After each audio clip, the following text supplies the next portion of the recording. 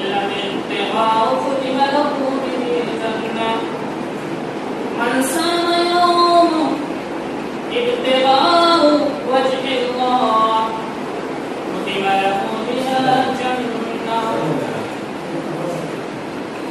رب اشرح لي صدري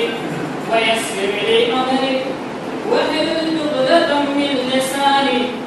يفقهوا قولي رب زدني علما رب زدني علما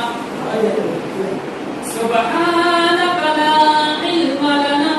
إلا ما علمتنا إنك أنت العليم الحكيم.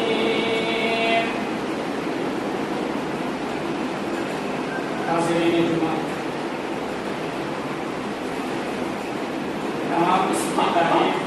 و توصیف بڑائی بزرگی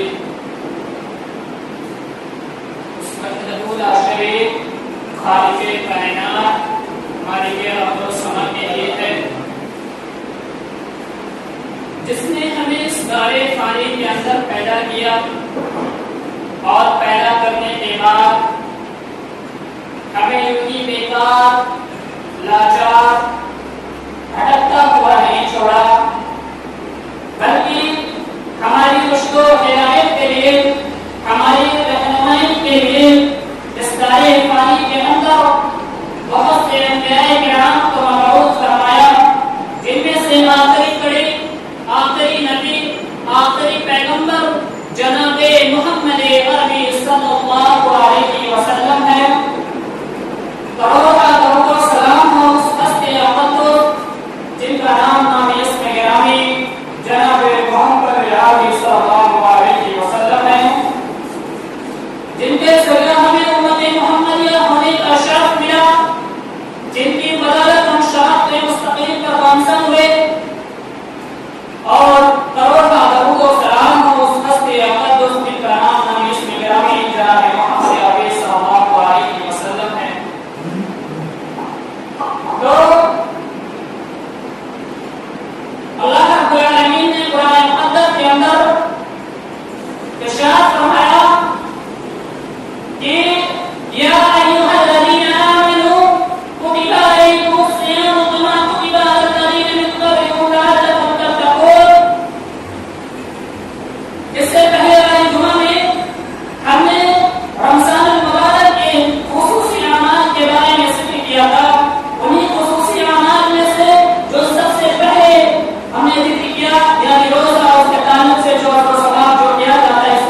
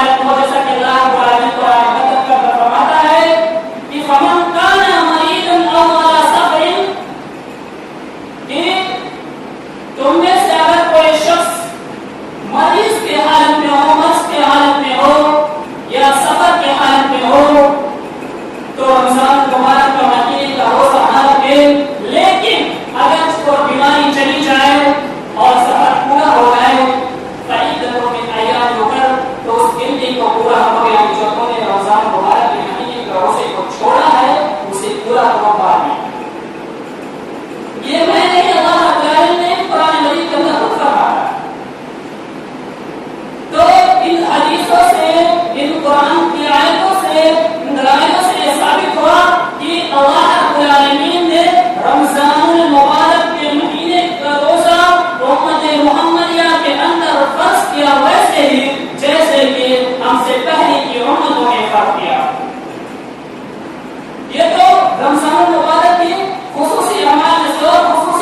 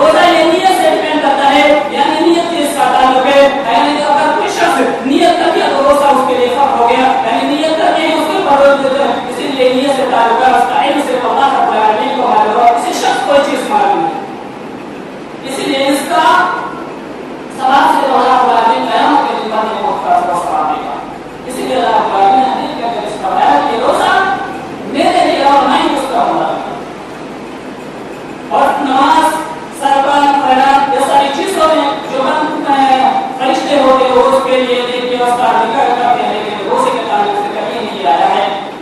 کہ اس کے لیے اتنی سوال کرنے کی ہے فرض طریقے ہیں کہیں نہیں، بلکہ اس کا سوال اللہ رب العالمین قیامت کے دن سے لے گا اس کو روزے کے تعلق سے۔ اور فرمایا روزے میں سے تیسری جو چیز ہے روزہ یہ جو بھرتے کھال ہے الصيام جنہ روزہ کھال ہے، یعنی اللہ کے نبی صلی اللہ علیہ وسلم حضرت ابو ہریرہ رضی اللہ عنہ روایت ہے کہ اللہ کے نبی صلی اللہ علیہ وسلم نے فرمایا کہ روزہ کھال ہے جہنم سے، اور جو شخص روزہ رکھے گا قیامت کے دن یہ روزہ اس کے لیے ڈھال بن جائے گی، یعنی جہنم میں نہیں جانے دے گی۔ ویسے ہی جیسے کہ ہم چم کے لیے نکلتے ہیں اور ہاتھ استعمال کرتے ہیں، اور فضائل اعمال میں سے فضائل روزہ میں سے تیسری جو چیز ہے کہ روزہ اگر کوئی شخص رمضان مبارک کے مہینے کا روزہ رکھے گا تو خصوصی طور پر جب حساب و کتاب ہو جائے گا، لوگوں کو جنت میں بلایا جائے گا تو خصوصی دروازے سے اس کو بلایا جائے گا، اس دروازے کا نام ہوگا باب الریان، یعنی روزے داروں کے لیے ایک خصوصی دروازہ ہوگا، روزے باب الریان کے دروازے سے پکارا جائے گا۔ حضرت ابو ہریرہ رضی اللہ عنہ بیان کرتے ہیں کہ اللہ کے نبی صلی اللہ علیہ وسلم نے فرمایا کہ جو شخص ایک کے بجائے جوڑا خرچ کرتا ہے، یعنی ایک کے بجائے دو چیز خرچ کرتا ہے،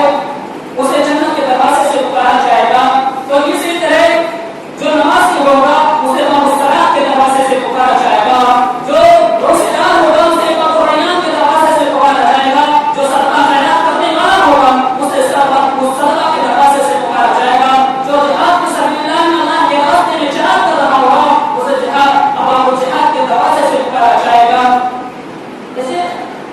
اور پھر صحابہ کرام نے کہا اے اللہ کے نبی صلی اللہ علیہ وسلم کیا کوئی ایسا شخص بھی ہوگا جسے سارے دروازوں سے پکارا جائے گا؟ تو اللہ کے نبی صلی اللہ علیہ وسلم نے فرمایا ہاں ایک شخص ہوگا یا وہ ابو بکر ہوگے اور وہ سارے دروازوں سے پکارا جائے گا۔ اسی طرح سعد نے حضرت سعد صاحب بن سعد رضی اللہ عنہ بیان کرتے ہیں کہ اللہ کے نبی صلی اللہ علیہ وسلم نے فرمایا کہ ان جنت باب جنت میں ایک دروازہ ہے یقال له ریان، جسے باب الریان کہا جاتا ہے، قیامت کے دن اسے روزے داروں کے لیے کھولا جائے گا، روزے دار اس دروازے سے داخل ہوں گے اور ایک پکارنے والا اعلان کرنے والا پکارے گا کہ کہاں ہے روزے دار، تو روزے دار کھڑے ہو جائیں گے اور اسے اس دروازے سے پکار دیا جائے گا اور دروازے سے چلے جائیں گے، اور جب وہ جنت میں اس دروازے سے داخل ہو جائیں گے تو دروازہ بند کر دیا جائے گا اور کسی شخص کے لیے نہیں کھولا جائے گا، یعنی وہ خاص مسلم روزے دار کے لیے۔ تو اتنا بڑا فضل و کرم ہے اللہ رب العالمین کا کہ ہمیں اس نے رمضان المبارک کے مہینے کو دیا، اس رمضان کے مہینے کو دیا، اور ہم نے اس رمضان کے مہینے کو غنیمت نہ سمجھ کر اس کو فضولوں میں لائن چیزوں میں غرق کر دیا، رمضان کے مہینے کا روزہ نہیں رکھا اور اس کے لیے بدنصیبی ہے۔ یہ دو چیزیں تھیں جو انعام کے طور پر اللہ رب العالمین روزے داروں کو پیش کرے گا۔ جہنم کے بارے میں سن لیجیے کہ اللہ کے نبی صلی اللہ علیہ وسلم نے حضرت ابو امامہ الباہلی رضی اللہ تعالی عنہ سے روایت ہے کہ بیان کرتے ہیں کہ اللہ کے نبی صلی اللہ علیہ وسلم نے فرمایا کہ ایک رات میں سویا ہوا تھا کہ دو شخص آئے میرے پاس اور مجھے اٹھا کر ایک ایسی جگہ پر لے گئے، ایک ایسی پہاڑی پر جسے چڑھنا ناممکن تھا۔ پھر میں ان لوگوں سے سوال کیا کہ اس پر تو میں نہیں چڑھ سکتا، تو انہوں نے کہا کہ میں آپ لوگوں میں اس چیز کو آپ کے لیے آسان کر دیتا ہوں۔ پھر ہم پہاڑی کے یعنی اوپری سطح پر چڑھے، وہاں میں نے بہت سارے لوگوں کے شور و غل کی آواز سنی۔ میں نے ان سے پوچھا کہ کن لوگوں کی شور و غل ہے، کن لوگوں کی چیخ و پکار ہے؟ تو اس شخص نے کہا یہ جہنمیوں کی چیخ و پکار ہے۔ پھر مجھے اس سے آگے لے جائے گا تو میں نے دیکھا کچھ لوگ الٹے لٹکائے ہوئے ہیں، جہنم میں کچھ لوگ الٹے لٹکائے ہوئے ہیں، ان کی دانت ان کے دفات چیر دیے گئے ہیں، یہاں تک کہ ان کی دفات سے خون ٹپک رہے ہیں۔ میں نے ان سے سوال کیا کون لوگ ہیں؟ انہوں نے کہا یہ وہ